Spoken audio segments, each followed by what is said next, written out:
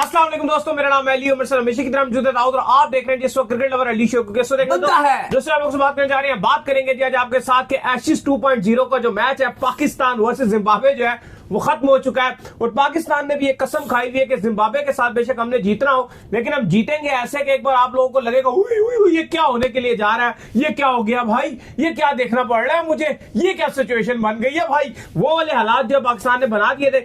Even Zimbabwe के openers ने बड़ी स्मूथ बैटिंग की, बाद में जिम्बाब्वे का कोलैप्स भी हुआ। ये तो कोलैप्स ना होता तो कंफर्म हम मैच हार जाते अगर यहाँ पर 160-70 जो स्कोर लग जाता, जो हालात थे। लेकिन पाकिस्तान ने वही आगाज जो सैफ फरहान ने कुछ बेहतर देने की कोशिश की, साइम अयूब ने, लेकिन जैसे ही जो है वो आप कह लेंगे बोल्ड हुए सैफजादा फरहान, बाबर आजम ने अंडा ऐसा लिया कि इतना प्रेशर पाकिस्तान के ऊपर पड़ गया। और उसके बाद आगा साहब आए। आपको पता है कि दोनों एक ही तरह के बैट्समैन है, चाहे आप आगा की बात करें चाहे बाबर की बात करें। वो भाई साहब भी एक के ऊपर आउट होकर फिर प्रेशर और आ गया और एकदम से सिचुएशन जो है टेंस से टेंस जो सिचुएशन होती चली गई। लेकिन फिर वन एंड ओनली आया बैट्समैन और उसका नाम था फौजी। और फौजी ने कहा कि मेरा मुल्क डूब रहा हो तो सबसे पहले मैं आऊंगा तुम लोगों को बचाने के लिए। और क्या कमाल किस्म का जो फौजी की तरफ से जो कैमियो देखने को मिला और इंतहाई सेंसेबल बैटिंग जो देखने को मिली उस्मान खान की जानिब से, जो जिस रोल के लिए इनको टीम के अंदर लाया गया। मतलब एक टीम में हमारे जो सबसे ज्यादा एक फैक्टर मिसिंग था यहां पर आकर कि आप बाउंड्री भी मारिए, आप स्ट्राइक को भी रोटेट कीजिए और आप विकेट भी ना दीजिए। इन्होंने वो तमाम तर किरदार जो है इनिंग में अदा किया, बाउंड्रीज भी लगाई, स्ट्राइक भी रोटेट किया और विकेट का एक एंड जो है संभाल के रखा। इवन जब फखर जमान आउट हो गए थे फिर सिचुएशन टेंस हो सकती थी। और मुझे लगता है कि अगर वो नवाज का कैच पकड़ा जाता जो कि सेकंड लास्ट ओवर में छूट गया तो पाकिस्तान और मुश्किलात में आ सकता था। लेकिन एंड में आके जिम्बाब्वे चौक कर गया। उन्होंने फील्डिंग में जो कैचेस छोड़े उसकी वजह से मुझे लगता है कि जिम्बाब्वे से मैच चला गया था। देखिए गिरते पड़ते लेकिन फाइनली पाकिस्तान को एक थ्रिलर मैच में जीत मिली है। वो अब जिम्बाब्वे और पाकिस्तान का मैच ही क्या जो आखिरी मोमेंट पे ना जाए और एंड में नवाज ना खड़ा हो। अली साहब वो जो कैच छोटा है, हम यही बात कर रहे थे कि ये कैसे कैच छोड़ दिया। अगर वो खुदा न खास्ता वो कैच हो जाता, यकीन मानिए वक्त बदल जाता और वक्त पलट जाता। ये मैच तराजू के पलड़ों की तरह कभी इधर तो कभी इधर हमें देखता हुआ दिखाई दिया मैच। लेकिन एंड में फखर जमान, उस्मान खान और मोहम्मद नवाज ने बेहतरीन प्रेशर हैंडलिंग की। अदरवाइज 54 पे आपके 4 खिलाड़ी पवेलियन जा चुके थे। बाबर आजम 0, सलमान अली आगा का 1 रन, दोनों एलबीडब्ल्यू आउट हुए और वहां पे पूरी तरीके से पाकिस्तान गिर चुका था। मैं पहले भी बात कर रहा था कि सीरीज शुरू होने से पहले कि जो साउथ अफ्रीका की टीम आई थी, आपको जिम्बाब्वे और श्रीलंका की टीम इन कंडीशन में T20 में ज्यादा तंग करेंगी। और हमने देखा कि जिम्बाब्वे का ऑलरेडी कोलैप्स था, 90 पे 1 खिलाड़ी आउट था जिम्बाब्वे का। वहां से जिम्बाब्वे इतना बड़ा कोलैप्स हुआ कि सिकंदर रजा के अलावा किसी ने रन ही नहीं किए और जिम्बाब्वे 147 बना सका।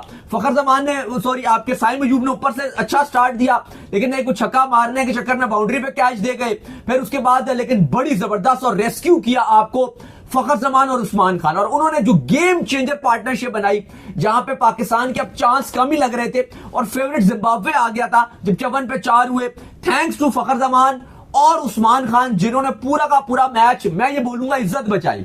इज्जत जो हमारी बचाई वो इन दोनों ने बचाई। और फिर रही कई कसर, आजकल नवाज को भी अपने, मैं बोलता हूं कि थोड़ा सदका वदका देना चाहिए क्योंकि जिस फॉर्म में वो चल रहे हैं with the ball with the bat, her match में अच्छा कर रहे हैं। स्पेशली T20s में अगर आप देखो तो हमारा मिडिल ऑर्डर वैसे ही कुछ नहीं करता, लेकिन नवाज, फहीम और शाहीन, इनसे बड़ी उम्मीदें रहती हैं। लेकिन आज उस्मान खान ने बड़ा जबरदस्त और बड़ी प्रेशर हैंडलिंग में ये 28 गेंदों पे 37 रन बनाए जिसमें 3 चौके थे। और अली साहब पाकिस्तान ने इस ट्रायल सीरीज का पहला मैच जो कि थ्रिलर था वो जीत के साथ आगे बढ़ा है। नहीं बिल्कुल, पाकिस्तान ने जो है ये थ्रिलर जो है वो अपने नाम कर लिया है और बेहतरीन किस्म की फतह जो है पाकिस्तान को मिली है। और मजा आया जो ये फतह देखकर, क्योंकि होता ही है ना नॉर्मली कि अगर आप इन टीमों के अगेंस्ट आप जीतते हो तो आपको इतना हाई प्रेज नहीं किया जाता, लेकिन अगर आप इन टीमों के हार जाते हो तो फिर आपको पता ही है कि आपके पड़ोस से भी बहुत बातें आपके ऊपर होना शुरू हो जाती है और ओवरऑल जो क्रिकेट फेडरेटी है उसके अंदर आपकी बहुत ज्यादा जलालत शुरू हो जाती है। तो मैं तो अगर ऑन द सीरियस थोड़ा अगर आप मुझसे पूछे तो मैं तो जिम्बाब्वे वाले मैच से थोड़ा घबराता ही हूं एज अ पाकिस्तानी फैन।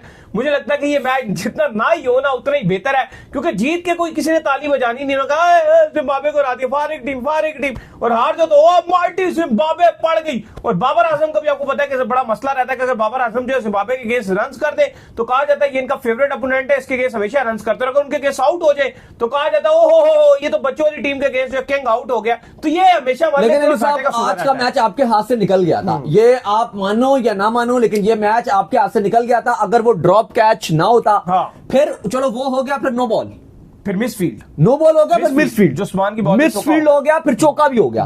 तो ये टोटल गेम चेंजर पॉइंट मुझे लगता है कि इस मैच का था।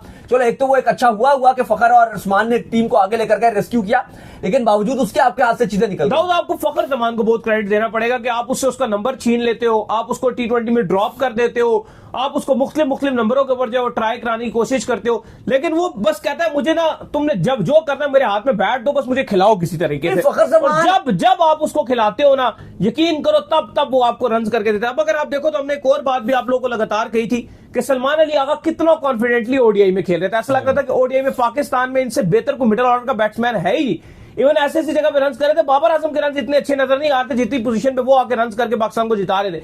वही आज पहला T20 हुआ, प्रेशर कितना नजर आ रहे थे, पहला T20 और आज आगा का चेहरा इतना सा उतर गया, कॉन्फिडेंस आगा का खत्म हो गया। पता है यार एक बंदा एक फॉर्मेट का बैट्समैन ही नहीं, उसको जबरदस्ती घुसाया। बाकी मैं अगर एक रिकॉर्ड अलर्ट करूं तो पाकिस्तान कभी भी जिम्बाब्वे से नहीं हारा घर पर, कभी भी आज तक जिम्बाब्वे ने पाकिस्तान को घर में T20 में नहीं हराया। यार अब ये बातें ना करें, हो सकता है कि T20 में एक जब मुझे हालात लग रहे हैं ना, तो T20 में मुझे लगता है कि इस बार जिम्बाब्वे की ट्रायल सीरीज में एक जीत आ ही ना जाए आपके खिलाफ। अब एक ही और मैच रह गया आपका, होप करते हैं कि ये वाला मैच अगला बचा लो। अब एक मैच रह गया, क्योंकि उम्मीद तो यही है कि पाकिस्तान और श्रीलंका को जाना चाहिए, लेकिन मैं बिल्कुल सरप्राइज नहीं होगा कि अगर जिम्बाब्वे श्रीलंका को भी हराने की पूरी सलाहियत रखता है। उनको उनके कप्तान है सिकंदर रजा, वो पाकिस्तान में खेलते रहे हैं, PSL भी खेलते हैं, वैसे तो है ही वो पाकिस्तानी नसाद ही हैं, बैटिंग भी करते हैं, बॉलिंग भी बेहतरीन करते हैं। आज भी उन्होंने बड़ी जबरदस्त किस्म की बैटिंग की थी।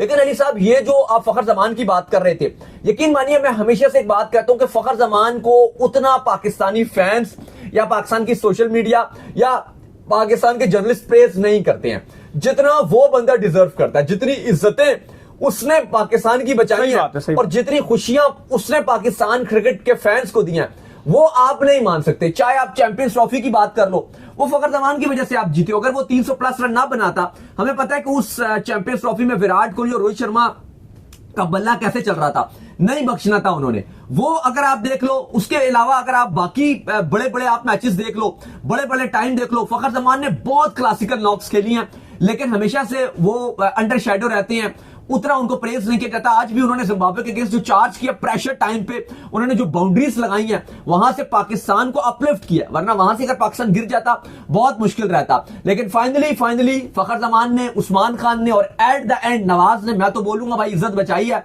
पाकिस्तान घर पर, बेशक आप बोल रहे हो आज तक कभी T20 में घर पर नहीं आ रहा, लेकिन आज वो वक्त आ गया था क्योंकि पाकिस्तान इन डीप ट्रबल था। किस्मत ने भी साथ दिया, जिस तरह से कैच छुटा वो तो समझ ही नहीं आ रही थी, वो बिल्कुल हाथों वाला कैच था, लेकिन उन्होंने पता नहीं क्या किया, कभी यहां पे लगाई बॉल को, कभी यहां पे लगाई, कुछ समझ नहीं आया कि उन्होंने कैच के साथ किया क्या, और वो गिरा दिया। फिर नो बॉल उस टाइम पर आना, वो तो हैरानकुन बात थी। फिर चलो नो बॉल भी आ गया, मिस फील्ड कर देना वो भी बड़ा हैरान था, और फिर चौका चला जाना। तो चले फाइनली हमें खुशी हुई कि हमारी इज्जत भी बच गई।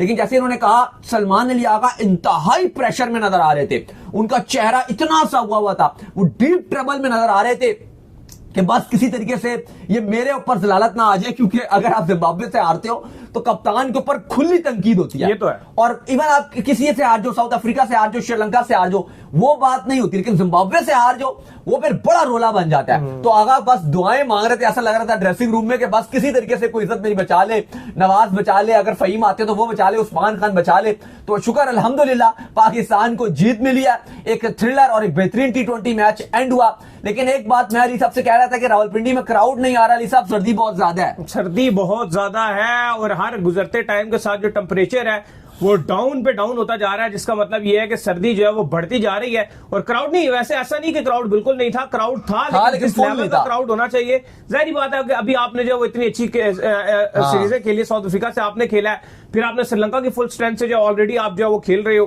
खेल चुके हो, तो मुझे लगता है कि जिम्बाब्वे के इस क्राउड में थोड़ा समझ आता है कि उनको ये भी पता है कि पिंडी वालों को कि अब तो सारे मैच हमें दे दिए गए हैं, हम श्रीलंका के गेम्स भी चले जाए तो हमें मसला नहीं। तो वो तब ज्यादा इशू होता है कि जब एक मैच यहाँ हो, एक लाहौर हो, एक कराची हो, तो फैंस ये कहते हैं कि यार मैच तो एक ही, एक में बाबर आजम देखने को मिलेंगे। अब उनको पता है कि यार 6-6 मैच है, किसी भी दिन जाएंगे बाबर आजम हमें देखने को मिल जाएंगे, तो जरा इजी हो गए। लेकिन दूसरी तरफ अली साहब एक बड़ी तब्दीली भी हुई है स्क्वाड में, वो भी आपको बता दें कि अब्दुल समद जिन्होंने आज का मैच खेलना था वो अनफिट हो गए और वो प्लेइंग 11 स्क्वाड से बिल्कुल बाहर हो गए हैं। अब उनकी जगह जो है वो हसन नवाज जो पहले ही ड्रॉप हो गए थे, कल सलमान अली आगा ने प्रेस कॉन्फ्रेंस में भी बोला था कि हसन नवाज जल्दी टीम में कम बैक भी कर जाएंगे जब हमें आगे जरूरत पड़ेगी, लेकिन चूंकि अब अब्दुल समद जा चुके थे, वो इंजर्ड हो गए थे, तो उनकी रिप्लेसमेंट के तौर पे हसन नवाज को डाल दिया। 19 तारीख को ज्वाइन करेंगे। वो इंजर्ड हुए, कम से कम 4 वीक चाहिए उनको दोबारा रिकवरी करने के लिए। चलो ट्राई 3 से बाहर हूं, आगे तो वैसे आपकी कोई क्रिकेट नहीं है, दिसंबर में आपका वैसे ही बेचारे के लिए, मतलब वो जिस तरह से आया था, एक थोड़ी सी हमें हाइप तो उसकी रहती है कि चलो यार उसको अच्छी क्रिकेट अगर देखने को मिले तो एक अच्छा ऑडिटर। न्यूजीलैंड के दौरे के बाद से आपने उसको बाहर कर दिया था, तो ये मौका भी था। न्यूजीलैंड का दौरा इतना मुश्किल दौरा होता है, वहां पे किसी से भी रन नहीं बनते, तो ये उसके बाद मौका था कि वो पाकिस्तान में खेलता। ये ओपोनेंट भी हल्की थी, जिम्बाब्वे थी, कॉन्फिडेंस श्रीलंका थी क्रिकेट में सबसे ऑब्वियसली, और वो ये बेहतरीन मौका था कि वो कॉन्फिडेंस लेता है। एज कंपैरिजन अगर आप न्यूजीलैंड में देखो तो वो कॉन्फिडेंस नहीं मिलता। न्यूजीलैंड में उसने एक छक्के मारे थे अच्छे, लेकिन बात वही है कि न्यूजीलैंड में वो इंपैक्ट नहीं डाल पाते जो आप पाकिस्तान में श्रीलंका या जिम्बाब्वे के अगेंस्ट चांस देते हो। अब आपने 2015 में बाबर आजम को भी जिम्बाब्वे के अगेंस्ट डेब्यू करवाया था ना, फिर उसके बाद देखो रेस्ट इज हिस्ट्री, उन्होंने बड़ी अच्छी क्रिकेट खेली है। आज रहे बुरे के वो 0 पर आउट हो गए, रिव्यू भी उन्होंने लिया, लेकिन जाया तो नहीं हुआ क्योंकि अंपायर्स कॉल आ गई, लेकिन बाबर आजम आउट हुए, सलमान अली आगा आउट हो गए। अली साहब, ये क्या वजह है कि जिम्बाब्वे के अगेंस्ट पाकिस्तान हमेशा इतना गंदा फंसता है? आज भी जब 54 पे 4 खिलाड़ी आउट हुए, साइम अयूब भी गए, आपके बाबर भी गए, आगा भी गए, फरहान भी गए, पाकिस्तान बिल्कुल गिर गया था। और ये इतना टारगेट था कि 150 के नीचे, ये तो आसानी से चेज होना चाहिए था। बिल्कुल आप सही कह रहे हैं कि ये बिल्कुल आसानी से जो है चेजेबल था, कोई बहुत बड़ा जो आप कह लें कि ये टारगेट नहीं था, लेकिन फिर भी पाकिस्तान जो है इतनी स्ट्रगल उसने की। वो बात वही है कि ओपनिंग में अगर आपको जो बहुत तगड़ा स्टार्ट ना मिला हो ना, तो थोड़ा सा आपके लिए चीजें मुश्किलात हो जाती है। इतना बुरा भी स्टार्ट नहीं था आपने, ठीक है 27 रन तो आपने बनाए थे, कोई ऐसा भी नहीं था कि आपको बिल्कुल ही कोई 4 ओवर में 27 रन पे जो आपका एक खिलाड़ी आउट था। बाबर आजम ने बेसिकली बहुत प्रेशर बनाया और आगा ने, इन दोनों ने मिलकर जो विकेट दिया ना जिस पॉइंट के ऊपर, उस पॉइंट ने जब पाकिस्तान को कम से कम 5 ओवर पीछे फेंक दिया, क्योंकि वो जब दोनों गए हैं तो फिर एकदम से चीजें खराब हुई हैं। फिर उसके बाद देखो 27 पर पहला आउट, 27 पर ही दूसरा आउट, 0 पे गए, 30 पर जो है वो तीसरा आगा गए 30 पे। तो फिर अगर आपके 30 के ऊपर 3 आउट हो जाए तो फिर पीछे क्या बचता है? आपका खत्म हुआ हो, 5 या 4 बॉलें हुई हो और आपके 30 के ऊपर 3 खिलाड़ी आउट हुए हो, तो फिर पीछे आपके लिए क्या आगे जाने के बाद ज्यादा मसला हो गया था। और फिर जब आपके 54 पे थोड़ा सा रन पार्टनरशिप बनी थी साइम और फखर की, लग रहा था कि साइम अच्छे निक में नजर आ रहे हैं, फखर से भी चलो हुआ कि कुछ रन बनाए उन्होंने भी, लेकिन जब 54 पे आपके 4 आउट हुए और लगभग आपके 10 ओवर की गेम हो गई थी, 9.3 ओवर्स हो गए थे, उस टाइम लगा कि यार अब चीजें मुश्किल होगी, क्योंकि अगले 10 ओवर में आपको करीब करीब जो है वो 90 रन चाहिए और अब आपके लिए मुश्किलात होंगी, क्योंकि उस्मान खान है, उन पे आप इतना ट्रस्ट शो नहीं कर सकते। वो नए खिलाड़ी हैं, कम बैक भी कर रहे हैं, पिछले आप में उतने रन भी नहीं आए कम बैक के बाद उनके, वो एक बड़ी मुश्किल सिचुएशन हो गई थी। लेकिन मैं आपसे एक ही बात कर रहा था कि पाकिस्तान के पास एक जो थोड़ी सी राहत वाली बात है, पूरे T20 की जो प्लेइंग 11 होती है, कल सलमान अली आगा भी ये बात कर रहे थे, मैं उनकी इस बात से एग्री करूंगा कि जो आपके नीचे वाले बैट्समैन है वो रन बनाते हैं, जैसे नवाज है, फहीम है और शाहीन है। T20 में थोड़ी सी आपके लिए ये कंफर्टेबिलिटी है कि वो टीम पे आप होते हो, लेकिन जो आपके इसके अलावा जो आपका मिडिल ऑर्डर है या बीच में टॉप ऑर्डर की भी आप बात कर लो, वो आपका बहुत खराब चल रहा है। एशिया कप से वो रन नहीं बना रहा, लेकिन वो आपके लिए कंफर्टेबल सीन रहता है कि जी नवाज कर देंगे, अगर नवाज नहीं कर पाए फहीम भी आके बड़े बड़े शॉट्स मार जाते हैं, शाहीन को भी आप बीच में छोटा मोटा कैमियो दे देते हो, वो भी रोल अदा कर देते हैं। तो वही आज देखने को मिला कि नवाज ने आके कर दिखाया, लेकिन आज अच्छी चीज थी कि उस्मान खान ने भी रन बना दिए, शाहीन ने भी रन बना, सॉरी फखर ने रन बना दिए। लेकिन पाकिस्तान की जो जीत की बात कर रहे थे कि जिम्बाब्वे के अगेंस्ट आपको जीत बड़ी जरूरी चाहिए, वरना आपको पता बड़ा शोर मच जाता है। दाऊद साहब आपको अच्छी चाहिए होती है, मतलब जिम्बाब्वे के अगेंस्ट आपको थोड़ा कॉन्फिडेंस में आना पड़ेगा। ऐसा लगता है कि जैसे आप श्रीलंका से खेल रहे हो तो हमें कोई टेंशन नहीं होती, आप साउथ अफ्रीका से खेल रहे हो तो हमें लगता है बहुत अच्छा खेलोगे, और कहीं ना कहीं मुझे ऐसा फील आता है कि जिम्बाब्वे में ना आपका एक मेंटली ब्लॉक भी है। आप मानो या ना मानो, जब नवाज बैटिंग करने के लिए भी आए थे ना, तो मैं 100% इस चीज को लेकर श्योर था कि इनके दिमाग से वो मैच शायद नहीं निकल पाया। वो एक बहुत बड़ा सदमा था। स्टार्टिंग में नवाज हारे हो ना जो वर्ल्ड कप में, वो मैच इनके दिमाग में था, इसीलिए देखो उन्होंने कैच भी दिया, उन्होंने पूरा चांस दोबारा दिया कमबैक करने का। तो वो एक मेंटली आप कहते हो ना एक चीज का सदमा लग जाना, तो पाकिस्तान वो जो वर्ल्ड कप वाला सदमा है उसमें आज तक है। नहीं बिल्कुल आप ठीक बात कर रहे हैं। तो चलिए उम्मीद करते हैं आज हमारा शो आपका आएगा पसंद। वीडियो को लाइक कीजिए और चैनल को सब्सक्राइब कीजिए, साथ लगे बेल आइकन को बजाइए। एक और काम कर लीजिए, वही कर लीजिए इंस्टाग्राम पर आप जाइए फॉलो। बिल्कुल इंस्टाग्राम पे मुझे फॉलो कर लीजिए, वहां पे मैं मौजूद हूं दाऊद क्रिकेट के नेम से। अगर आपको कोई सवाल हो तो भेजिएगा, उनको भी फॉलो कीजिए। ऑफिशियल के नाम से डिस्क्रिप्शन में मौजूद है। आप सुनते हैं नेक्स्ट वीडियो में, ख्याल रखिए।